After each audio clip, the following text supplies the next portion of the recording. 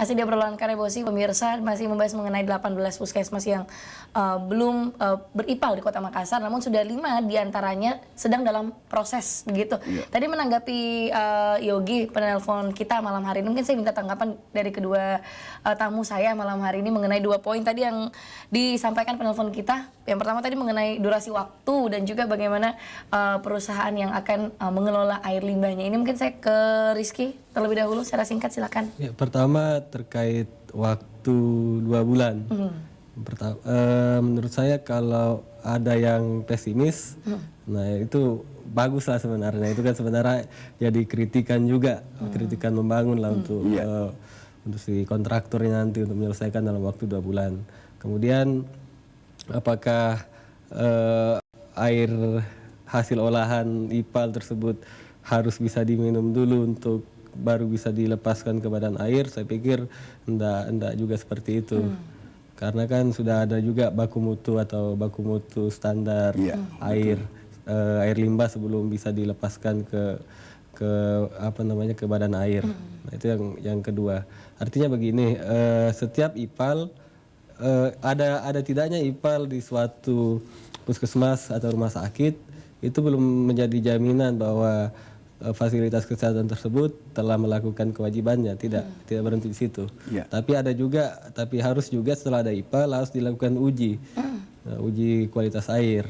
Jadi sebelum dilepaskan ke badan air, ke lingkungan, harus terlebih dahulu dicek apakah sudah sesuai dengan atau berada di bawah baku mutu kualitas air. Nah, kira-kira begitu baru bisa dilepas ke badan air. Nah, seandainya pun di atas itu pun masih dianggap melanggar.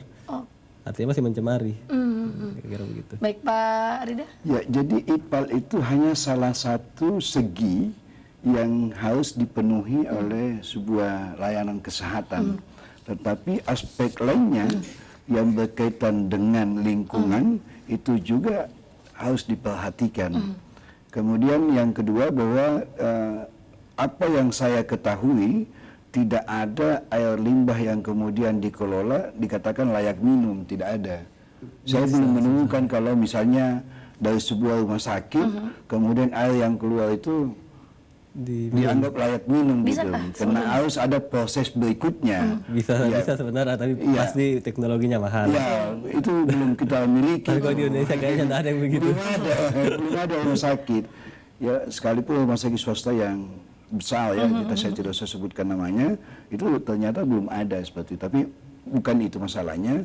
Apa yang disampaikan oleh Pak Yogi adalah masukan yang sangat positif bagi pemerintah kota, dalam hal ini Dinas Kesehatan dan Dinas Lingkungan Hidup, utamanya bahwa IPAL-nya nanti mesti underground, ya tidak boleh di atas permukaan, ya karena itu juga akan berpengaruh gitu. Nah, untuk di underground itu kan membutuhkan teknologi juga gitu. Ini yang memang sangat bagus bagi saya dan ini tentu kita akan teruskan.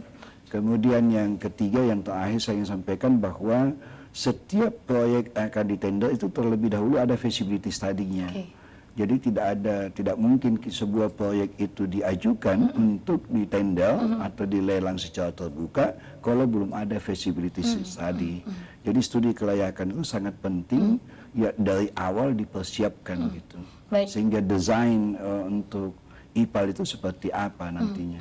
Baik, terakhir dari Rizky, mewakili masyarakat dari Walhi Sulsel, ada yang ingin Anda sampaikan mungkin malam hari ini mengenai pengerjaan IPAL di puskesmas yang memang sangat penting. Betul. Gitu.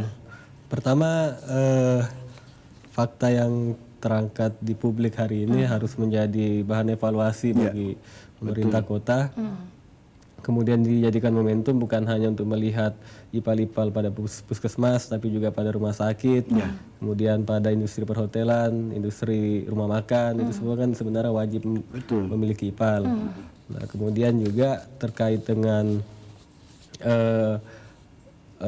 puskesmas yang belum memiliki IPAL, mohonlah untuk tidak membuang limbahnya langsung ke badan air, tapi dikumpulkan kemudian di pihak ketiga kan, apakah lewat rumah sakit yang punya kapasitas IPAL besar dan dikerjasamakan. Saya pikir pemerintah punya kapasitas untuk melakukan kerja-kerja seperti itu untuk koordinasinya. Baik. Terima kasih Rizky Saputra dari Staf Edukasi dan Kajian Walhi Sulsel.